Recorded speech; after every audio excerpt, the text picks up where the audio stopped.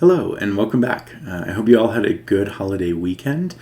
I, for one, know that I really enjoyed getting to meet all of you or see many of you again through your video introductions last week, and it's really great to see that we have a pretty good variety of students and experiences and backgrounds in this class. I think that's going to lend itself really well over the next few weeks to delving into this topic, examining it in an academic way, but also in a pop culture way. And I want to pull just a few things out of that discussion to point to as we continue forward, sort of things to hold in your mind. A couple of you mentioned the definition of pop culture that McCandless and Elias put forth in their article, and that's really important to revisit. They posit that pop culture is really anything that is a site of contestation in our society, something that is a shared message or artifact that affects people's thoughts. And that sort of, very broad but also inclusive definition, I think, is very useful.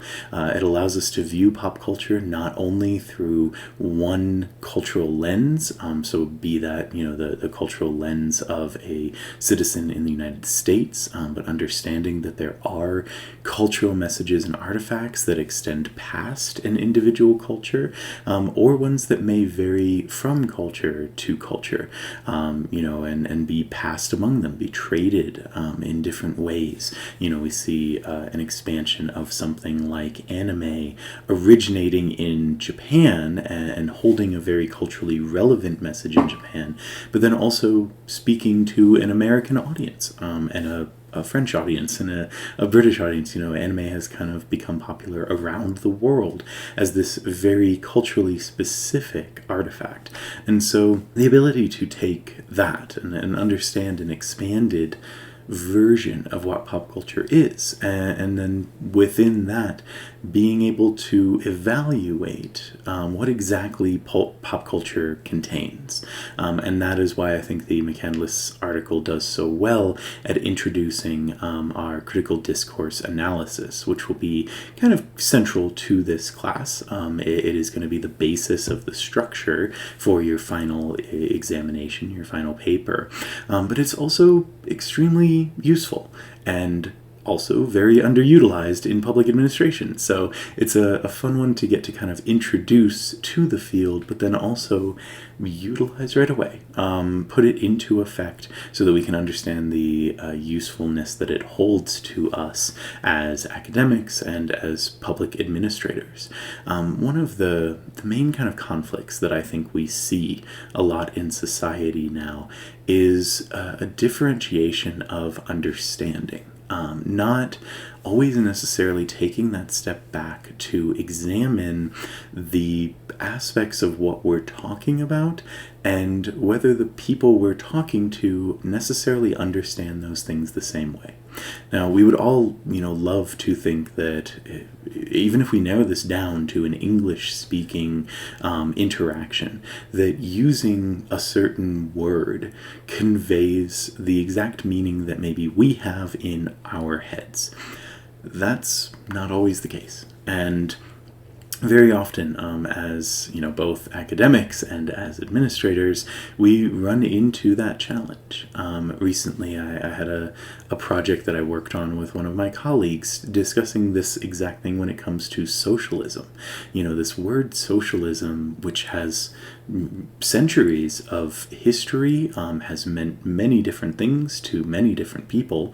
It has an academic definition, and we understand what that academic definition is. When I'm teaching the concept of socialism in class, I know what I'm saying, but in society, it has a different definition. And those definitions can vary across political lines depending on which political party you belong to. So we see sort of the politicization of the definition of a word and then the usage of that word in different ways. Politicians have used socialism as a defense of their position. People like Alexandria Ocasio-Cortez or Bernie Sanders are very outright in their defense of socialism. And, they'll point to a country here, a country there, where socialism has been an effective form of social and economic equality. Now, at the same time, you will have politicians on the other side of the aisle, like, Donald Trump all the time, or Ted Cruz, who use socialism as an attack. Who use it as almost a derogatory term to describe political opponents, or even just ideas that may or may not even be associated with socialism. And so, whether these things are right or wrong, they exist. And that sort of understanding is something that's really key to our discussion this week, that we maybe take that step past always what is considered right or wrong, because our understandings of that can be culturally sensitive, can be individually sensitive, and can be not necessarily applicable to everything across the board. We need to instead understand that these are things that are happening in our society, and that, for instance, to translate this into our conversation from last week, several of you brought up the idea of, celebrities acting politically, sometimes becoming politicians, sometimes speaking on political issues, sometimes speaking on policy itself. A great example of, Kim Kardashian talking about policy that essentially Kim Kardashian has no direct influence on, but by using that celebrity status can still have some kind of maybe undue impact on the views that other people in society hold. People who look up to Kim Kardashian as a celebrity may be more inclined to listen to Kim Kardashian's views on something like public policy.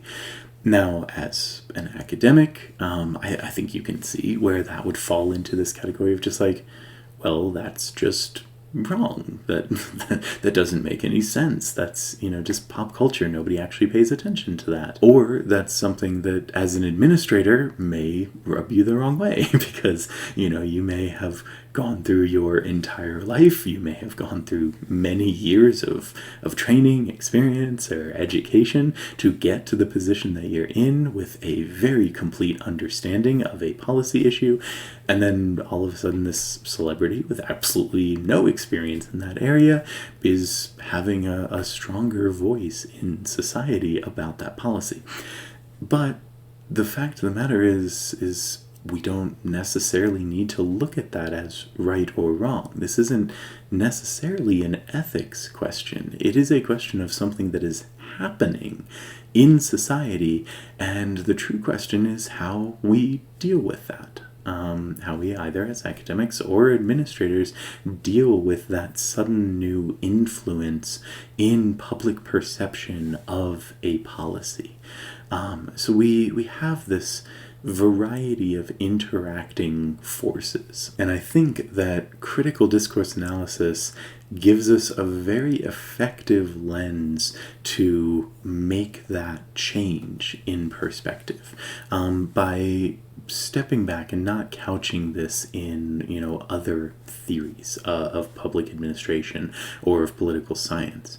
We're able to look at these things from the perspective of, the textual analysis, the what exactly is being said, regardless of meaning or context.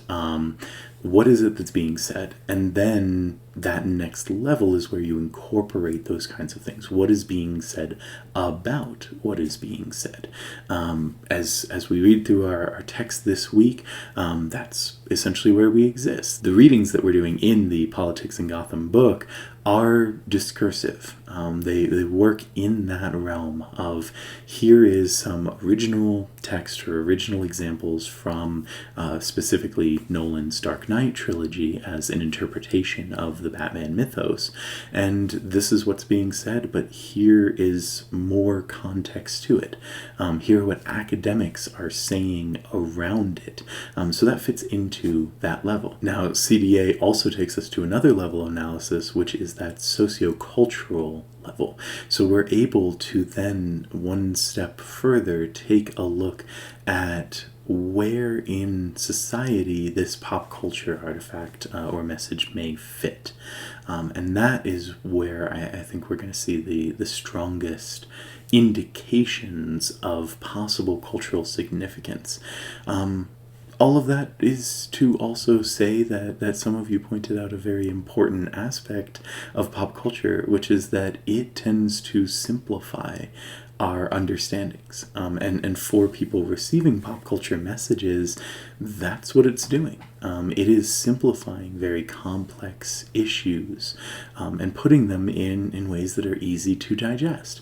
So we are taking, more out of it than just what is being put out there to the population, to the average citizen receiving this pop culture.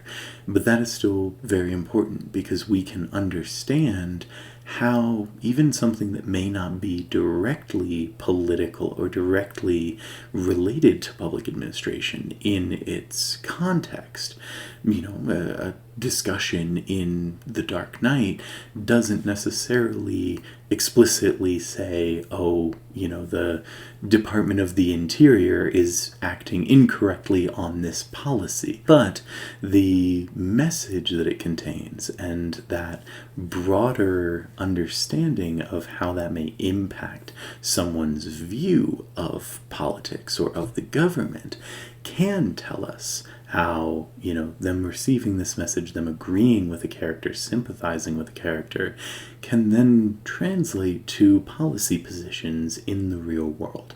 And very often maybe a conflated or inflated sense of understanding issues that are otherwise difficult to understand. And take long years of training and lots of academic practice.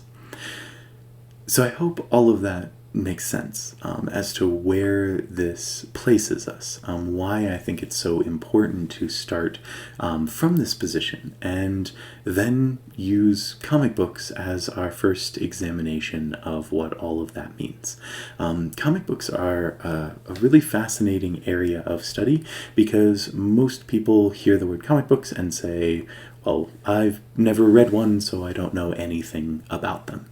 And as is very common when we start to look at popular culture, that is simply not true. If I asked you right now to name a superhero other than Batman, because we've just been reading a book about Batman, you may be able to name a few. Like I would guess most of you with very little experience in comic books could at least name a few superheroes. They're so prevalent in our pop culture that you at least have probably heard of a movie releasing that features one of them. And so that kind of saturation is unique to the comic book world.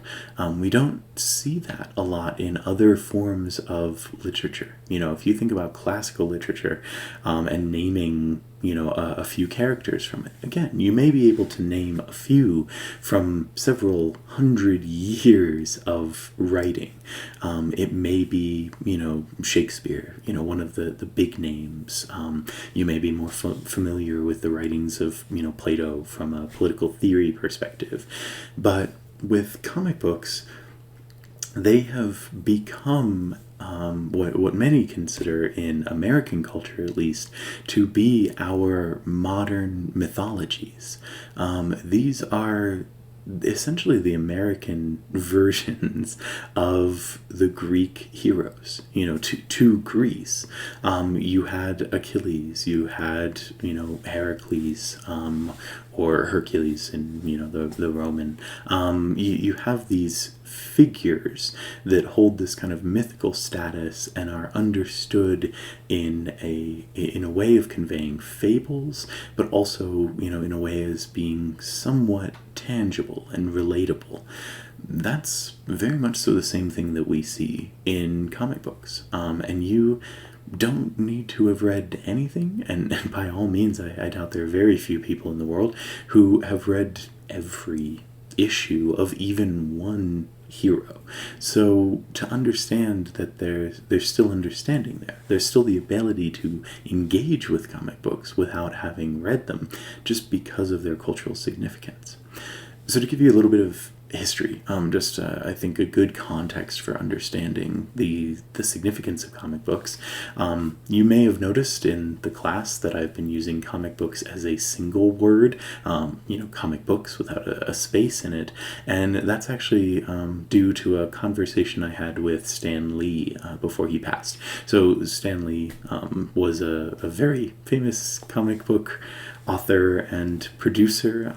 He ran Marvel Comics for a long time, and is considered to be one of the really progenitors of what modern comic books are, and especially as we expand them into movies and television, and sort of this explosion of comic book success that we've seen in the past 2 decades. A lot of that can be attributed to someone like Stan Lee, and at one point he said that he understood it to be a single word, and he wanted it to be used in culture as a single word, because separating it out is where it came from. So comic books, as 2 separate words, started in the 1920s and 1930s as collections of comics that had been printed in newspapers. So, newspapers wanted to make a little bit of extra money, so they went back and, used all of the comic strips that they had the rights to print books of comics. And so that sort of originated this idea. Now, a few years later, the success of those books sparked this entire industry where writers started writing comic books specifically. And that exploded into a very popular genre that for a long time, I think was pretty much associated with children. They sold for 10 cents at the newsstand, so kids would run down with a dime and go buy a comic book of a detective story, or a superhero story, or amazing tales to astonish, or just sort of these entertaining again, what we may consider to be that like lesser form of culture, something that's intended for children. That's not to say that they don't have a pretty significant influence culturally. And so as this evolves into the 1940s, we have something like the first issue of Captain America, which released in March of 1941, and as you can see, depicts Captain America punching Hitler in the face. Okay, entertaining, obviously very eye-catching. If you're a 10-year-old boy in 1941, you may pick up this issue. The important thing to note here, though, is that the United States didn't officially enter World War II until December of 1941. So you have here a comic book cover that is basically showing America, the representation of America in human form in the comic books, as already being involved in the war, already fighting Hitler. And so youths of that time understood that the United States should be fighting Hitler. Now, obviously, a 10-year-old kid in 1941 probably didn't understand the difficulty of getting a War Powers Act passed through Congress to, start a declaration of war, blah, blah, blah. But to understand that cultural impact of getting children on board with a message that then helps to permeate it and reinforce it in society.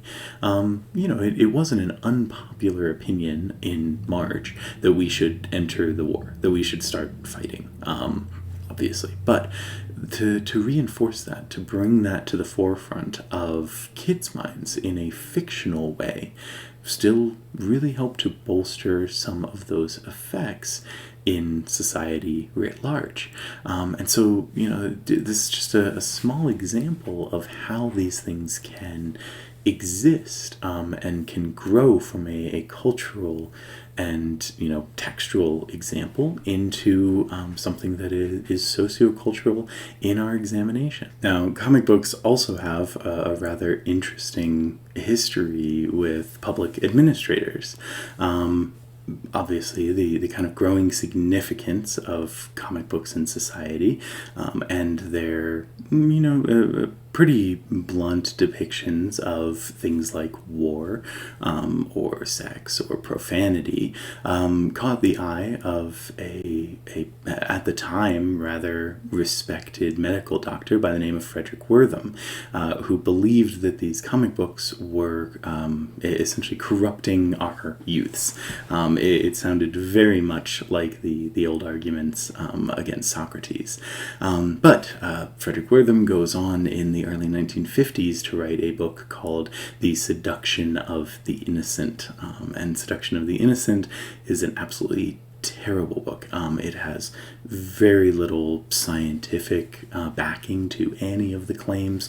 Most of it is just anecdotal. I talked to a woman who says her son has been acting up since he read this comic book. Therefore, comic books are destroying our youths and corrupting them in their mindsets. So we should do away with all comics, and you should not allow any of your children to read comic books. Yeah, you would think that that a book like that would, maybe get laughed off the shelves, but unfortunately no, because of the prominence of the author.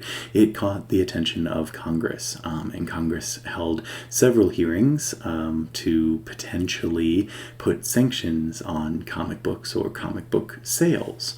Now that, had that passed, would have meant the creation of a governmental force that would have essentially cracked down on the publication of comic books.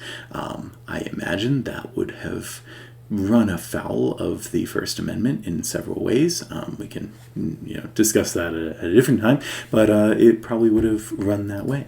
And comic book creators at the time actually came up with a much more innovative solution. Instead of having the government create a bureaucratic force to crack down on comics, the comic book industry created its own. In the creation of the Comics Magazine Association of America, or the CMAA, they created a bureaucratic division that wrote and oversaw rules and regulations for every comic book that was published from 1954 onward. Now, obviously, as you can imagine, this fell out of favor and really fell into disuse by the 1980s, but for a couple of decades, there was this essentially a self-governing administration in an entire field of literary publication.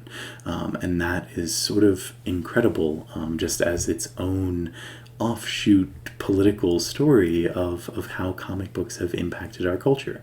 And so a lot of the heroes that you are maybe even familiar with today have had significantly longer histories and gone through many different iterations and ages that have affected how we view them and how people throughout history have viewed these characters.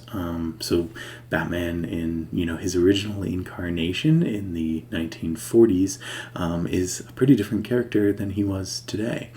And so at the same time as having these massive pop culture figures, we also have a very fascinating subset of being able to examine changes over time. Characters that reflect the values and the possibilities of society at large, at the same time as influencing society in different ways. So with that, it's not inaccurate to say that, comic books really can be one of the easiest and most accessible ways to study pop culture, to see how our values have changed over time and how our values have been affected by a very specific medium and a very specific line of characters over time. Just to give you another example of this, I think the X-Men are an excellent representation. most of you have probably heard of the X-Men, or at least heard of their movies. People like Wolverine, Cyclops, Jean Grey.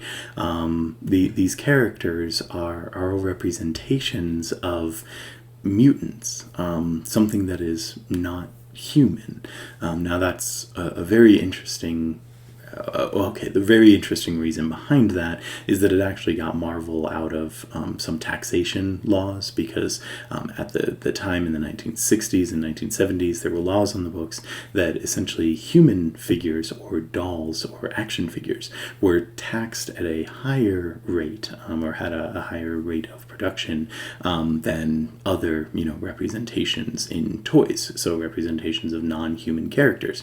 So Marvel saw this and had this brilliant idea of, we can market our X-Men action figures, but not call them human. They're mutants instead, so we'll have to pay less on their production. Anyway, kind of just a fascinating backstory.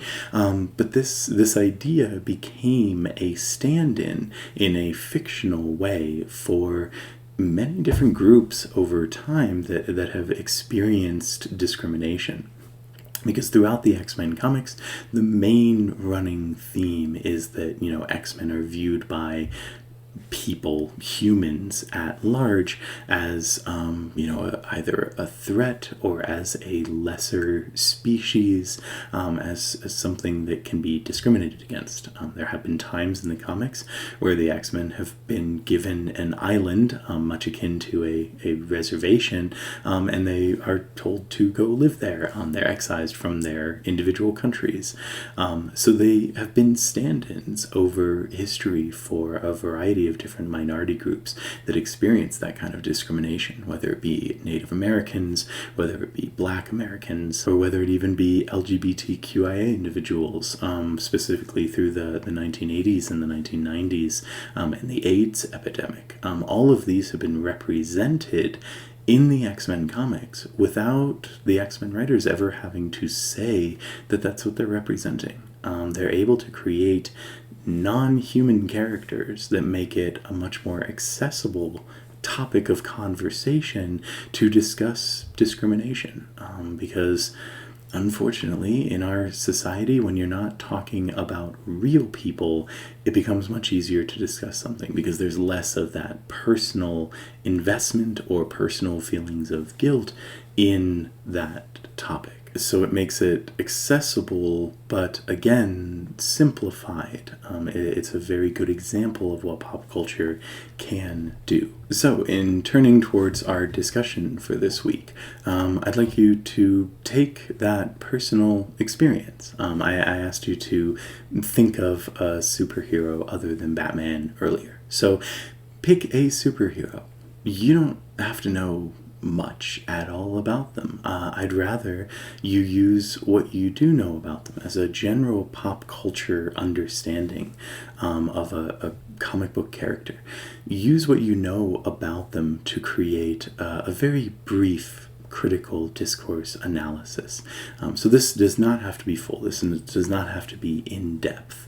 But look at, use your understanding of that character, what you have seen them in, just in advertising or in culture, or heard friends mention a character, how you understand them to be as that textual analysis. So essentially describe on a face value anything you know about this specific superhero. So what do you associate them with? Where do they fall in our society? Is your association connected to a certain actor, maybe playing that character? I'm thinking like Iron Man, Robert Downey Jr. There's one that somebody may be familiar with. And then take it to that next level. Look at it from a discursive and analysis perspective. What do people say about that character? You can pull in, maybe just Google that character, find an article that you haven't read, and use that to kind of give a little bit more context than you had in your initial understanding.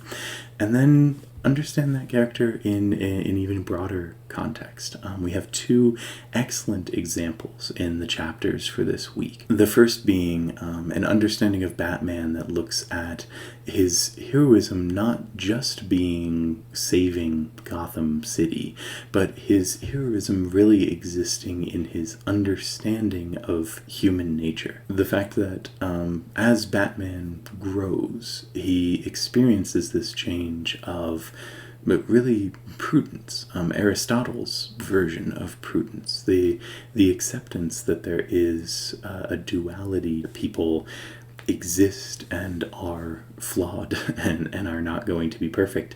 That growth of the character is really where the strength of their representation comes from. And I think that this text does a really great job of portraying that and giving you enough understanding that you don't even necessarily have to watch the movies to understand where that's coming from for this character. So, that as a possible avenue of exploration, what kind of value does that superhero convey? And not through a history of decades and decades of comics. What does that character convey now? What is that true heroism that they may represent that is, replicable by individuals in society? We hold superheroes up as these modern myths. So what is that myth saying to us as individuals? And then the second article also provides a potential avenue for examination, and that is the legitimacy of that character in society. As William Berger discusses in the chapter, this is not something that is necessarily extremely well established for Batman. His legitimacy in context of the Dark Knight trilogy exists within the Dark Knight trilogy, and a lot of that legitimacy doesn't translate over into what we would see as a real world. But that still doesn't mean that it is without value. Despite that specificity of Batman's legitimacy, I think the broader context is still there. It very much so applies to our world. We have seen what it means to govern via fear, to capitalize and to centralize fears of groups of people, or of that mysterious enemy that exists out there somewhere and is threatening your life. There is a very powerful political aspect to that, that outside of ethics, there is an argument as to whether or not that could be an effective form of administration. Obviously, the ethical issue would kind of fall on the no, but to say that there isn't value in looking at that and understanding that fear, or especially the creation of that faceless other, is not tied into some of the concerns that we expressed in our first week of discussion, where we see this view of administration, of government, of bureaucracy as a faceless mass, as individuals just doing, what they need to do for government without identifying that they are individual people. It very much so falls into this creation of other. And this chapter, I feel, does a very good job of bringing in that level of examination, specifically as it speaks about Carl Schmitt's enemy as necessary for a political regime, or necessary for an effective political candidate. That is something that becomes very applicable when you have different groups in society competing over who the identity of that enemy may be. Because if you actually have multiple enemies as an organization, the United States government, if you identify multiple enemies, then Carl Schmitt indicates that that's really a sign of inner division. And the implications of that for politicians, for academics and administrators is completely founded. So, like I said, both of these are very good chapters to use as, potential directions in which you can examine this character, this superhero that you have chosen. Now, in addition to that, just a couple of housekeeping things for the class for this week. I will be sending out an announcement with the link for our Q&A next Monday with Sharon Mastracy. That's on the 7th. She is the author of one of the texts we'll be reading next week, so I really hope most of you will be able to attend. That will be on Monday at 5 o'clock. I know I said that a few times last week, but I'll send out the link for that, and then I will also be sending out a couple of things to do with our Among Us week. We will set up a scheduling system so that everyone can find a time that will work for them to be able to play the game just for a little bit, so that we can engage in that way. So all of that will be coming out this week. If you have any questions on anything at all, please feel free to email me. I'm always happy to meet one-on-one via Zoom with any of you. So with that, we'll jump into discussion, and I look forward to hearing what you all have to say. Have a great day.